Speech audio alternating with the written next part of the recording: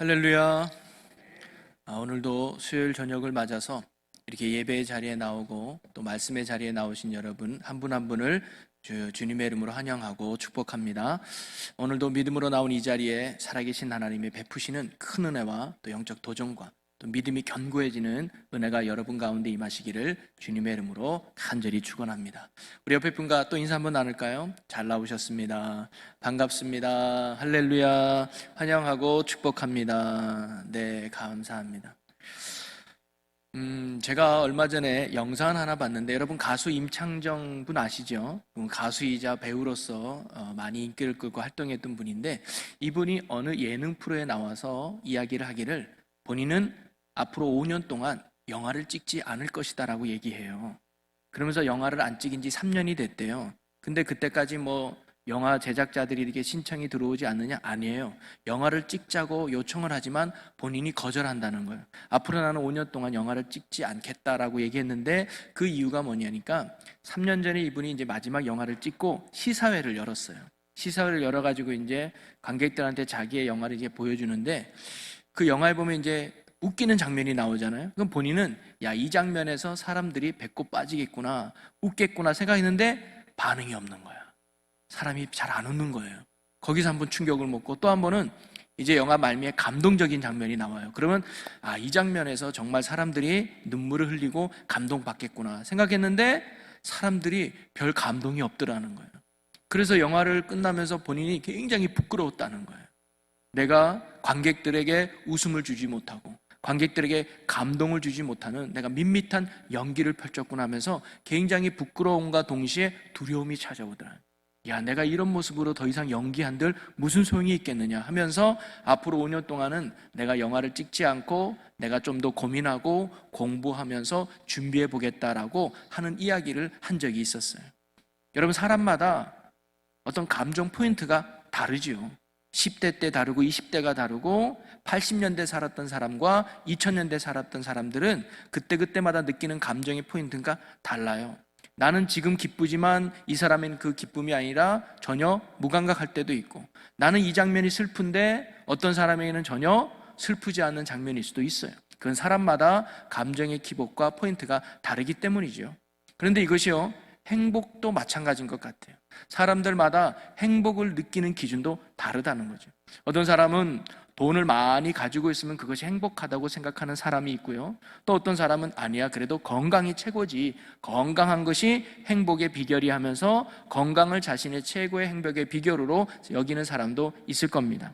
그러나 돈이 많지 않아도 또는 건강이 좋지 않아도 충분히 행복을 누리는 사람도 우리 주변엔 얼마든지 있죠.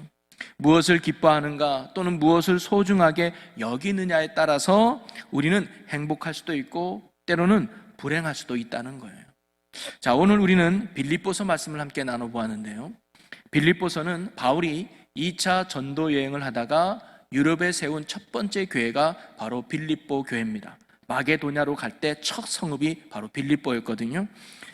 그러면서 이 빌립보서에 대한 애정이 남다른 사람이 바로 이 바울이었을 겁니다. 그런데 바울이 노년에 감옥에 갇히게 되고 빌립보 교인들을 생각하면서 보낸 편지가 바로 빌립보서죠.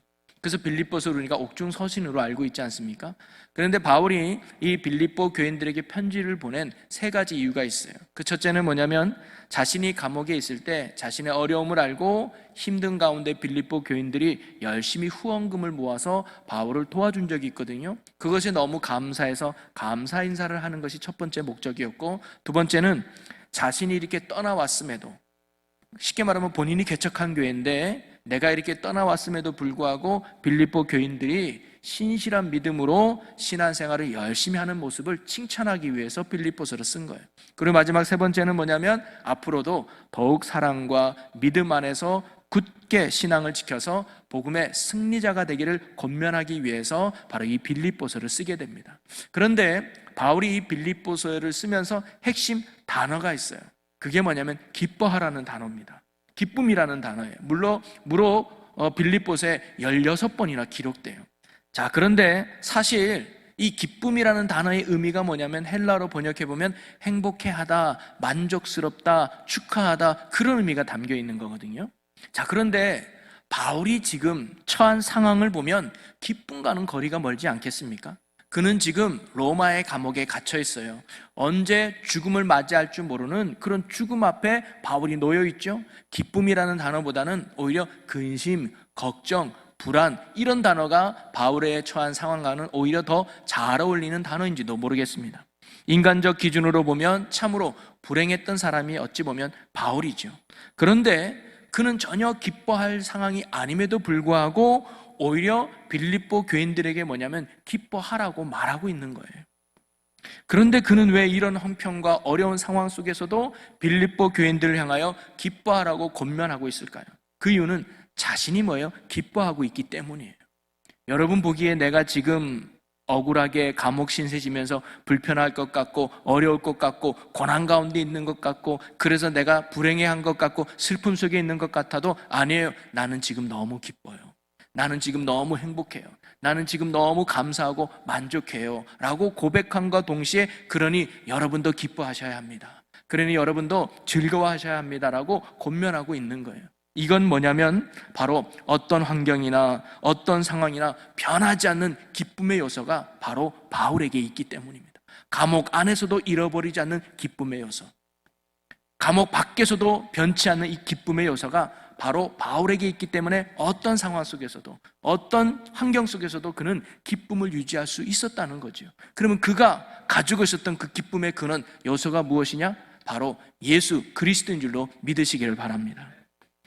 바로 예수 그리스도 때문에 그는 어떤 상황 속에서도 기쁨을 잃어버리지 않을 수 있었고 빌립보 교인들을 향해서도 기뻐하라고 당당하게 권면할 수 있었던 것이죠.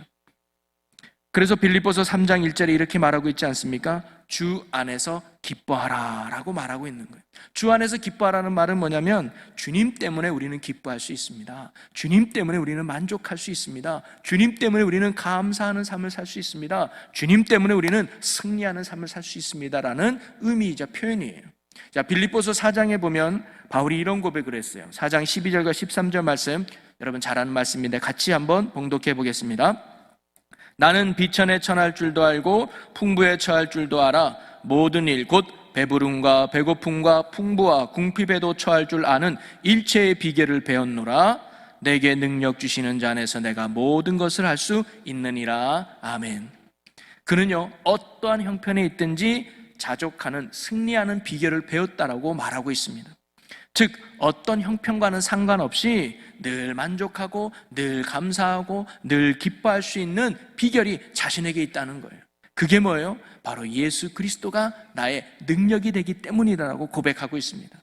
풍부하다고 그 풍부함이 나의 능력이 되는 게 아니라고 말하는 것이고 궁핍함이 있다 할지라도 그 궁핍함이 나의 약점이 되는 게 아니라고 말하고 있습니다. 풍부에 상관없이 궁핍함에 상관없이 언제나 예수님이 나의 능력이 되고 예수님이 나의 힘이 됨을 바울이 고백하고 있는 것입니다. 그러면서 바로 이러한 능력이 되고 힘이 되시는 주 안에 살아갈 때 그것이 바로 진정한 승리의 비결임을 지금 선포하고 고백하고 있는 것이죠. 그래서 바울은 3장 1절에 뭐예요? 주 안에서 기뻐하라 라고 당당하게 빌립보 교인들을 향해서 선포하고 있는 것입니다. 우리 3장 1절 말씀을 다시 한번 여러분 읽어보겠습니다. 끝으로 나의 형제들아 주 안에서 기뻐하라. 너희에게 같은 말을 쓰는 것이 내게는 수고로움이 없고 너희에게는 안전하리라. 여기서는 두 가지 단어입니다. 기뻐하라는 단어와 함께 안전하리라 라고 하는 단어에 우리가 유념했으면 좋겠어요. 즉 주 안에서 기뻐하라는 말을 내가 아무리 너희들에게 해도 나는 괜찮다. 왜? 그것이 너희에게 오히려 안전하기 때문이다 라고 말하죠. 여기서 안전하다는 의미가 뭡니까? 구원의 흔들림이 없이 쓰러짐이 없이 끝까지 믿음으로 승리하는 구원의 삶의 완성을 바로 안전하다라는 표현으로 말할 수 있는 거죠. 그러기에 바울이 빌립보 교인들을 향하여 전하려고 했던 핵심 교훈은 뭐냐면 바로 주님 안에서 살아가라는 거예요. 그것이 능력이고 그것이 힘이고 그것이 기쁨의 요소임을 바울이 우리에게 말하고 있는 것이죠. 바로 예수 안에 살아갈 때 우리가 영적으로 안전하며 늘 승리하는 은혜와 영광의 삶을 살아갈 수 있기 때문입니다. 오늘 저와 여러분이 신앙생활이 예수 안에 살아가임을 깨닫고 주 안에서 살아갈 수 있는 성숙한 성도 여러분이 되시기를 주님의 이름으로 간절히 축원합니다. 어느 교회 다니는 것보다 내가 어느 직분을 얻는 것보다, 몇 년 신앙생활하는 것보다 정말 중요한 건 내가 오늘도 예수 안에 살아가고 있는가, 내가 오늘도 예수와 더불어 살아가고 있는가. 그게 정말로 중요한 신앙의 가치라는 거죠. 그게 성숙한 성도요, 그럴 때 우리는 영적으로 안전하며 마지막까지 온전한 구원을 이룰 수 있다는 겁니다. 자, 그렇다면 예수 안에 살아간다는 삶은 구체적으로 어떤 삶을 이야기할 수 있을까? 오늘 우리가 읽은 본문 말씀 속에서 우리가 세 가지를 한번 생각해 보려고 합니다. 그 첫째는 뭐냐면 우리의 삶이 예수만을 자랑하고 예수만을 높이며 사는 것이 바로 주 안에서 사는 삶인 것이죠. 자, 2절 말씀을 한번 보겠습니다.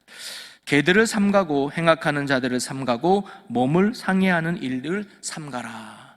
여러분, 당시 빌립보 교회 안에는 유대주의적 율법자들이 있었어요. 즉 이들은 뭐냐면 유대교에서 개종한 그리스도인들이었습니다. 그런데도 이들에게는 뭐가 남아있냐면 율법 행위가 남아있는 거예요.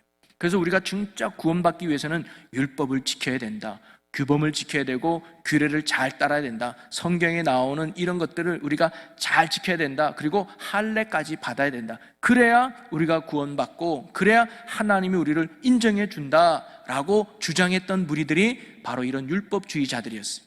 근데 빌립보 교인들이 듣고 보니까 맞는 말인 것 같거든요. 왜냐하면 세상에 공짜가 없잖아요. 그러니까 뭔가 내가 열심히 해야 얻어지는 것 같은 생각이 들다 보니까 정말 그럴까? 라는 생각이 드는 거예요. 그런데 이들의 핵심의 내용은 뭐냐면 바로 이런 구원의 성취가 하나님께 있는 것이 아니라 나의 행위에 있다는 것이 이들의 핵심이었습니다. 그래서 나의 의와 나의 행위를 자랑하는 거예요. 구원을 받기 위해서는 내가 잘해야 돼.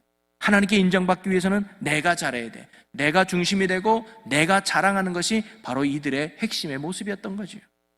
하지만 바울은 이러한 육신의 자랑이 절저 필요 없음을 이야기하고 있습니다. 오히려 그런 육신의 자랑을 해로 여긴다고 오늘 우리에게 말하고 있지요.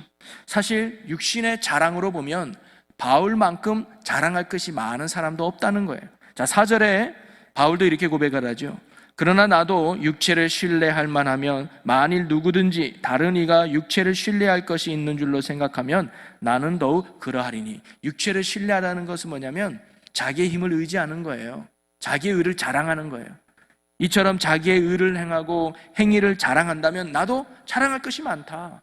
그러면서 5절 6절에 쭉 이야기하죠. 나는 8일 만에 할례를 받은 정통 유대인이다. 이스라엘의 족속이다. 나도 선민이다. 그리고 나는 베냐민 지파다. 히브리인 중에 히브리인이다. 한마디로 나는 뼈대 있는 유대 민족이다. 그리고 율법으로는 바리새인이다. 철저하게 율법을 지켰던 무리 중엔 바리새인, 그가 바로 바울이다. 그리고 열심으로는 교회를 핍박하는, 그래서 하나님의 의를 이루기 위해서 남들보다 더 열심히 노력하고 애쓴 사람이 바로 나다라고 바울이 이야기하고 있는 것이죠. 그 당시 율법주의자들에게 보면, 그 당시 유대인들에게 보면 바울은 뭐예요? 하나님, 이런 사람은 구원받아야죠. 이 정도로 열심히 하고 이 정도로 철저히 율법을 지킨 사람이라면 구원받아야지요 라고 말할 정도로 그 당시 유대인들에게 인정받았던 것이 어찌 보면 바울이었단 말이죠. 그런데 바울은 3절에 뭐라고 말하느냐? 우리 3절을 같이 읽어보겠습니다. 하나님의 성령으로 봉사하며 그리스도 예수로 자랑하고 육체를 신뢰하지 아니하는 우리가 곧 할례파라. 여기서 할례파라는 게 뭐냐면 할례 받은 사람, 즉 구원받은 사람을 말하는 거예요. 하나님께 인정받은 사람을 할례파라고 말하는데 우리가 바로 진정한 구원받은 사람이다. 우리가 봐도 하나님께 인정받은 사람이다라고 말하는데 그 이유를 세 가지를 3절에서 이야기했지 않습니까? 첫째는 뭐냐면 우리는 성령으로 봉사하는 사람들이다. 우리의 힘을 의지하고 우리의 능력으로 봉사하는 것이 아니라 우리 안에 거하시는 성령의 능력으로 우리는 봉사한다. 즉 성령의 인도함을 받는다는 거죠. 또 하나, 그리스도 예수를 자랑한다. 우리는 나의 의를 자랑하지 않는다. 내가 아무리 많은 것을 해도 내가 한 것이 아니다. 바로 예수 그리스도께서 하신 것이다. 이 구원은 온전히 예수 그리스도께 있다라고 예수만을 자랑한다라고 말하는 것이고, 세 번째가 뭐예요? 그래서 우리는 육체를 신뢰하지 않는다. 구원의 주체는 내가 아니다. 내가 잘해서 구원받는 게 아니다. 나는 나를 믿지 않는다. 내 힘을 의지하지 않는다. 온전한 구원은 오직 예수 그리스도께 있다라는 신앙 고백, 이런 믿음으로 사는 자가 곧 진정한 구원받은 성도요, 하나님께 인정하는 할례파라고 말하고 있는 것이죠. 사람들은요, 인정받고 자랑하기를 좋아하죠. 때로 인정 안 해주면 섭섭해하기도 하고 잘 삐지는 게 어찌 보면 우리의 연약한 모습이기도 합니다. 그러나 우리가 정말 주 안에서 살아가는 성숙한 성도라면 우리는 사람들에게 인정받기보다는 주님께 인정받는 것을 기뻐하고 나의 수고와 헌신을 자랑하는 것이 아니라 나를 이렇게 사용할 수 있도록 허락해 주신 하나님의 은혜와 사랑을 고백하며 그분을 높여드리는 것이 바로 구원받은 성도와 성숙한 성도의 모습이라고 하는 것이죠. 오늘 저와 여러분이 이러한 성숙한 모습으로 예수만을 자랑할 수 있는 저와 여러분이 되기를 주님의 이름으로 간절히 축원합니다. 그래도 고린도후서 10장 17절에 바울이 이렇게 가르쳐 주죠. 자랑하는 자는 주 안에서 자랑할지어다. 무엇인가 했다면 그것은 내 힘이 아니라 예수의 은혜입니다. 여러분, 무엇인가를 성취했다면 이것은 내가 잘나서가 아니라 나와 함께 하신 예수님의 능력 때문입니다라고 모든 업적과 모든 수고를 주님의 은혜로 고백하며 오직 예수만을 높이며 자랑하는 삶, 그것이 바로 주 안에 살아가는 성도의 모습이라는 거죠. 오늘 저와 여러분이 모든 영광 하나님께 오직 예수만을 자랑하는 주 안에서 살아갈 수 있는 성숙한 성도의 모습으로 살아가는 우리 모두가 되기를 주님의 이름으로 간절히 축원합니다. 두 번째로 주 안에서 살아가는 모습은 뭐냐면 예수님을 아는 지식을 가장 귀하게 여기며 살아가는 거예요. 여러분, 바울은 7절에 이렇게 말해주고 있습니다.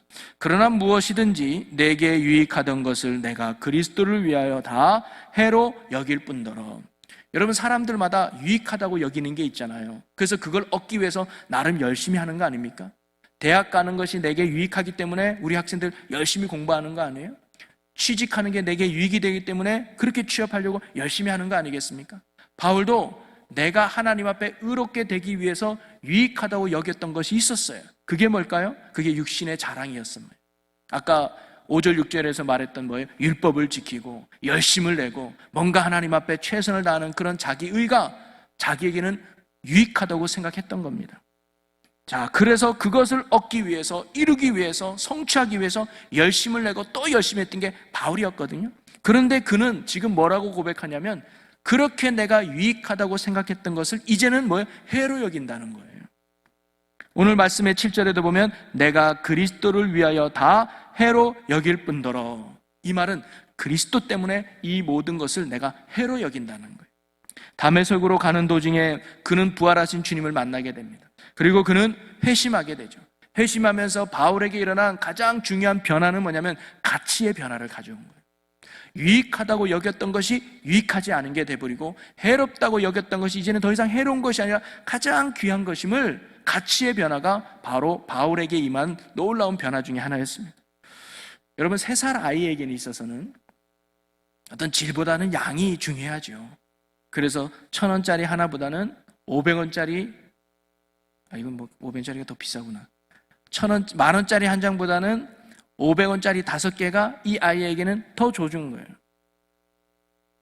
딴 사람 볼 필요 없이 우리 애들 보니까, 우리 애들 3살 때 설날에 이렇게 돈 받으면 세뱃돈 받잖아요. 10,000원을 받아요. 그럼 제가 동전 10개를 주면서, 야, 아빠는 10개가 있어. 너는 하나잖아. 10개가 더 많아. 왜 바꿀래? 그럼 바꿔요, 바꿔. 그들에게는 그냥 이게 양이 질이 아니라 양이 중요했기 때문에. 근데 이제 초등학교만 들어가면 아니죠. 하얀색보다는 파란색이 좋고 파란색보다는 노란색이 좋아져요. 왜냐? 가치가 달라집니다. 가치의 변화가 성숙의 변화를 가져오는 거죠.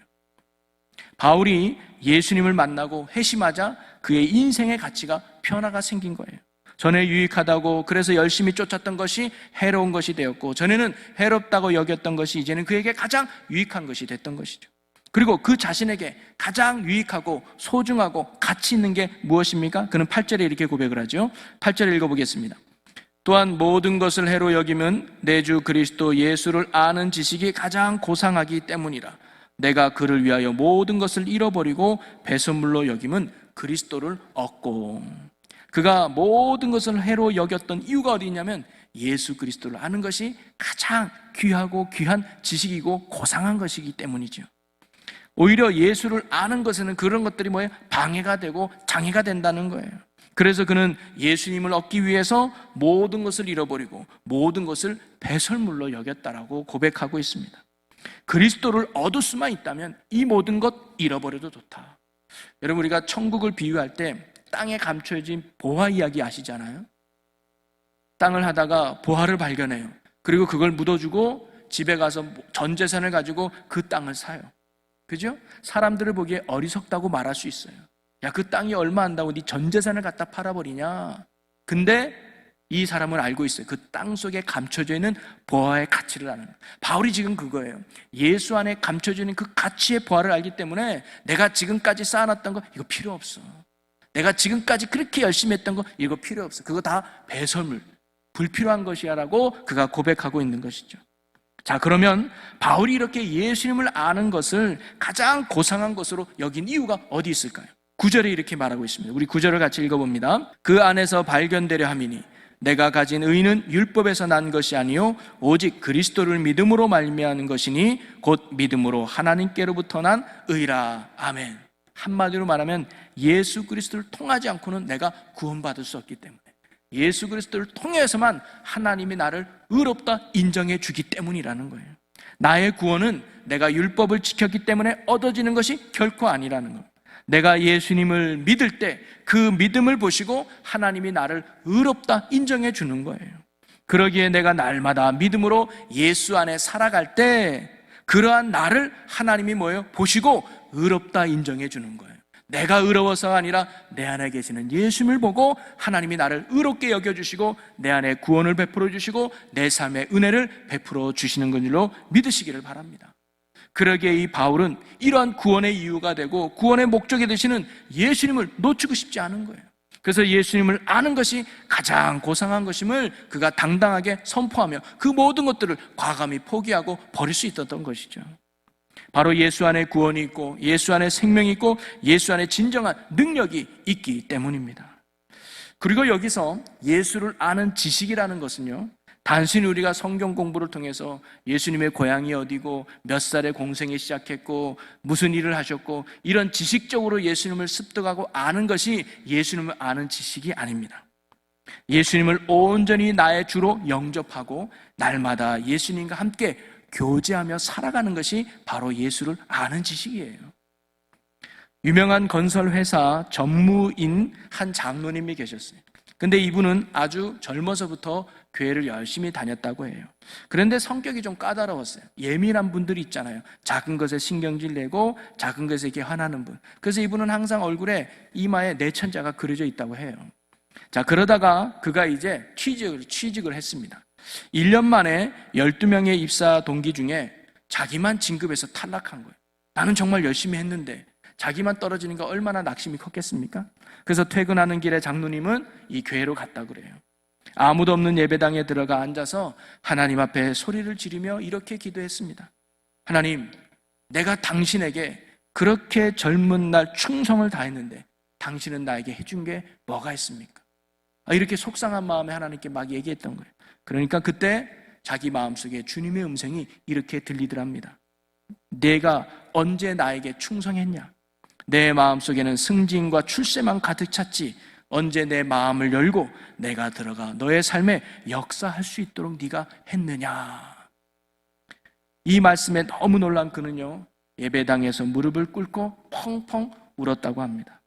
그가 하나님 앞에 충성했다는 것은 정해진 시간에 교회에 나가 예배 드렸던 것이고 할 일이 있으면 봉사하고 11조 헌금했다는 것이지 진짜 마음을 열고 예수님을 영접한 것은 아니었기 때문이죠.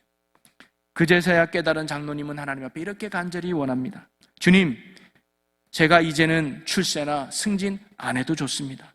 제가 원하는 것은 오직 제 마음 한가운데 주님이 들어오셔서 주님과 동행하며 주의 은혜와 능력으로 살아가는 삶입니다 라고 고백했다는 겁니다. 그런데 이렇게 고백한 후에 이분의 삶이 완전히 바뀌었다는 거예요. 얼굴의 내천자는 서서히 사라지게 되고요, 동료들과도 관계가 좋아졌습니다. 무엇보다 가족들이 얼마나 행복했는지 모른다 그래요. 장로님은 마음 한가운데 주님을 모시고 매일매일 그분과 동행하며 교제하는 삶을 살았던 것이죠. 이렇게 살다가 24년이라는 시간을 흐른 후에 돌아보니까 선후배를 망라하고 제일 빨리 출세한 사람이 자신이 되었다고 간증했다는 거예요. 여러분, 예수님을 아는 지식에 자라간다. 단순히 성경 공부를 하고 얼마나 많은 성경 말씀을 아는가가 아니라 매일매일 예수님을 나의 주로 모시고 그분을 신뢰하고 그분을 의지하고 그분을 따르는 믿음의 삶을 살아가는 것이 날마다 예수를 아는 지식으로 나아가는 믿음의 삶인 줄로 믿으시기를 바랍니다. 그것이 바로 주 안에서 살아가는 성숙한 성도의 모습이라는 거예요. 우리가 이 장로님처럼 말만 충성이 아니라 정말 하나님이 내 안에 들어오셔서 내 삶에 역사해 줄 수 있도록 우리가 그분을 온전히 모시고 그분을 신뢰하고 그분을 따르는 믿음과 교제의 삶을 살아갈 수 있는, 그래서 예수를 아는 지식이 내 인생에서 가장 귀하다는 이 고백으로 살아갈 수 있는 우리 모두가 되기를 주님의 이름으로 간절히 축원합니다. 그리고 세 번째로 주 안에서 살아가는 삶이 뭐냐면 부르심의 상을 향해서 달려가는 거예요. 여러분, 한국의 교육열은 세계 어디에도 뒤지지 않는 으뜸이라고 그래요. 열심히 배우고 열심히 가르치죠. 그뿐만 아니라 중고등학교 아이들의 교육 수준은 세계에서 거의 탑이에요. 그래서 선진국에서 대학교에서 배우는 수학 과목 우리는 중학교 때 다 배운다 그래요. 그만큼 똑똑하고 그만큼 교육이 잘 돼 있는 나라가 우리나라죠. 그래서 중고등부 때 세계 수학 경시대회 같은 데 나가면 거의 1, 2등을 차지한 게 우리나라 사람들이라는 거예요. 자, 그런데 대학교에 가면 완전히 말이 달라져요. 그때부터 우리 한국은 뚝뚝뚝 떨어지는 거예요. 외국 선진국을 못 따라간다는 겁니다. 그 이유가 크게 두 가지인데요. 첫째는 뭐냐면 주입식 교육 때문이라 그래요. 원래 대학교 가면 연구도 하고 발표도 하고 생각도 하고 그러면서 점점점 폭넓은 교육을 가는데 우리는 너무 듣는 거에만 익숙하다 보니까 뭔가 내 생각을 발표하면서 그 교육이 점점 퍼지지를 못하는 거예요. 그런 주입식 교육의 한계 때문이다라고 말하고, 또 하나는 뭐냐면 대학 가면 이제 더 이상 공부를 안 한다는 거예요. 왜냐하면 우리 한국에는 대학 가기 위해서 공부하지 공부하기 위해서 대학 가는 게 아니라는 거예요. 그러니까 대학만 가면 이제 공부 끝, 목표 달성, 성립, 그게 단 거예요. 그러다 보니까 대학 가면 공부할 이유를 잃어버리고 그냥 빈둥빈둥 지내는 젊은 친구들이 많다는 거예요. 그래서 우리는 입학은 어렵지만 졸업은 참 쉽지 않습니까? 근데 외국은 입학은 쉬워도 졸업이 어렵다는 거예요. 왜냐하면 그만큼 공부를 해야 되니까 말이죠. 어떻게 보면 대학은 입학하는 것보다 중요한 게 졸업이 아닐까 생각이 들어요. 여러분, 신앙생활도 마찬가지입니다. 신앙의 시작도 참으로 중요하지만 더 중요한 건 신앙의 끝이 정말로 중요하다는 거죠. 바울은 다메섹에서 예수님을 만난 것으로 그의 신앙이 끝난 게 아니에요. 나 예수님 만나서 나 구원받아서 할렐루야, 그것이 끝이 아니라 오히려 예수 그리스도의 만남은 바울의 신앙생활의 뭐예요? 출발이었어요. 시작이었단 말이죠. 그리고는 그에게 있어서 신앙의 끝은 무엇이냐? 다름이 아니라 하나님 앞에 서는 그날이 신앙의 끝이었어요. 그 끝을 향해서 바울은 뭐예요? 달려간다고 말하고 있는 것입니다. 그래서 그는 이렇게 고백을 해요. 12절 말씀을 보겠습니다. 내가 이미 얻었다 함도 아니요 온전히 이루었다 함도 아니라 오직 내가 그리스도 예수께 잡힌 바 된 그것을 잡으려고 달려가노라. 아직 바울은 얻은 게 아니래요. 그리고 아직 이룬 것도 아니래요. 그래서 그것을 잡으려고 나는 열심히 지금도 달려간다라고 말하고 있습니다. 그리고 바울이 그렇게 잡으려고 했던 것은 무엇이었을까요? 14절입니다. 14절 읽어봅니다. 표대를 향하여 그리스도 예수 안에서 하나님이 위에서 부르신 부름의 상을 위하여 달려가노라. 아멘. 바로 하나님이 부르신 그 부르심의 상을 위해서 열심히 달려간다. 여러분, 부름의 상이 뭘까요? 그게 구원의 완성이에요. 그게 영생이고 그게 우리에게 주어지시는 영원한 부활의 생명인 줄로 믿으시기를 바랍니다. 아직 내가 부활을 된 건 아니에요. 아직 내가 천국에 올라간 게 아니에요. 아직 내가 하나님 나라 들어간 게 아니에요. 나는 아직 구원을 완성한 게 아니에요. 예수를 믿는 믿음은 구원의 시작이지 완성이 아니라는 거예요. 구원은 뭐예요? 내가 하나님 나라 갔을 때, 그분 앞에 섰을 때가 진정한 구원의 완성이라고 바울은 우리에게 말하고 있습니다. 그러면서 그는 마지막에 이렇게 빌립보 교인들에게 권면하죠. 16절을 읽어보겠습니다. 오직 우리가 어디까지 이르렀든지 그대로 행할 것이라. 우리가 어디까지 이르렀든지, 여러분, 신앙은 나름 따라 수준이 있어요. 믿음의 분량이 달라요. 어떤 사람은 어린아이 같은 믿음일 수 있고요, 어떤 사람은 장정에 이르는 믿음을 가질 수도 있어요. 우리가 어떤 믿음의 분량이 있든지 뭐냐면 그대로 행하라는 거예요. 이건 뭐예요? 목표를 정해놓고 하나님의 표대를 향해서 열심히 달려가라는 거예요. 어린아이 같은 믿음을 가진 성도도, 어른과 같은 믿음을 가진 성도도 우리의 표대, 우리의 끝은 어디냐? 하나님 앞에 서는 그날, 영원한 부활이 있는 그날, 그날을 바라보며 하루하루 열심히 달려가자 하는 것이 바울의 권면의 말씀이죠. 구원의 완성을 위해 구원을 잃어버리지 않도록 하나님의 나라까지 끝까지 달려가는 것, 그게 바로 성숙한 성도의 모습이라는 겁니다. 바로 성숙한 성도는요, 구원의 완성을 위해 하나님 나라를 푯대 삼고 부지런히 믿음으로 전진하는 게 바로 구원받은 성도예요. 내가 예수 믿으니까 다 끝나서, 절대 그렇지 않다는 거예요. 예수 믿는 것으로 끝나는 것이 아니라 그 믿음이 잃어버리지 않도록, 그 믿음이 더욱 견고해질 수 있도록 날마다 말씀과 기도로 거룩함으로 나아가는 성도들이 바로 주님이 원하는 주 안에서 살아가는 성숙한 성도들인 줄로 믿으시기를 바랍니다. 사랑하는 성도 여러분, 우리도 바울과 같이 고난과 아픔 속에 살아갈 때도 있지요. 예수 믿고 구원받은 우리도 고난을 피해갈 수는 없습니다. 그러나 어떠한 상황과 형편 속에 있다 할지라도 오늘 바울의 고백처럼 기뻐하고 또 기뻐할 수 있는 그런 성도들이 되었으면 좋겠습니다. 그리고 그 기쁨의 근원은 다른 데 있는 것이 아니라 바로 주 안에 있는 줄로 믿으시기를 바랍니다. 나의 능력이 되시고 나의 생명이 되시고 그리고 나의 구원이 되시는 예수 그리스도 안에서 우리가 살아갈 때 우리는 상황을 넘어서, 환경을 넘어서 기쁨과 감사를 고백하는 성숙한 성도의 삶을 살아가게 되는 것입니다. 저와 여러분이 날마다 주 안에서 살아가는 성숙한 성도가 되기를 주님의 이름으로 간절히 축원합니다. 그러면 성숙한 성도, 주 안에서 살아가는 성도는 어떤 성도라고 했습니까? 모든 것이 주의 은혜임을 깨닫고 날마다 주님만을 자랑하고 주님만을 높이는 삶입니다. 그리고 주님을 아는 지식이 세상에서 가장 고상함을 깨닫고 날마다 주님과 사귐이 있는 영적 교제 속에 살아가는 거예요. 세상에 좀 손해를 봐도, 세상에 좀 지쳐져도 내가 예수만 놓치지 않는다면, 내가 예수만 떠나지 않는다면 그것이 가장 귀하다는 것을 여기고 그런 믿음의 삶을 살아가는 것이 바로 주 안에서 살아가는 성도들의 모습이죠. 그리고 부르심의 상을 위해서 오늘도 믿음의 섬김과 사역에 힘쓰고 열심히 내는 자들, 그래서 후에 주님 앞에 갔을 때 잘했다, 충성된 종이라고 칭찬 들을 수 있는 우리 충주제일교회 모든 성도 여러분이 되시기를 주님의 이름으로 간절히 축원합니다. 우리 시간 함께 기도했으면 좋겠습니다. 살아계신 하나님, 우리가 어떠한 환경과 상황 속에서도 바울처럼 기뻐하고 또 기뻐하는 자들이 되게 하여 주시옵소서. 그 기쁨의 근원이 되시는 주 안에 살아가는 저희들이 되게 하여 주시옵소서. 온전히 예수님을 나의 주로 영접하며 주님만을 자랑하며 사는 저희들이 되게 하시고, 예수님과 늘 교제하며 주님의 말씀에 순종하며 따르는 자들이 되게 하여 주시고, 부르심의 상을 위하여 오늘도 말씀과 기도로 거룩함에 힘써서 날마다 주님이 원하는 모습으로 나아가는 믿음의 성도들이 되게 하여 주시옵소서. 그래야 하나님 앞에 갔을 때 잘했다, 충성된 종아 칭찬 드리며 하나님과 함께 영원한 영생을 누릴 수 있는 축복의 주인공들이 되게 하여 주시옵소서. 감사와 영광을 주께 올려드리며 예수님의 이름으로 기도하옵나이다. 아멘.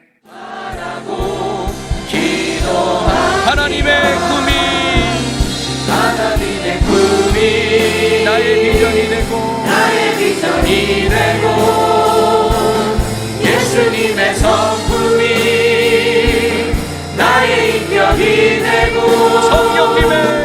성령님의 권능이 나의 능력이 되길 원하고 바라고 기도합니다. 아멘. 우리 인도하신 하나님 앞에 큰 박수로 영광 돌리겠습니다. 아멘. 감사합니다.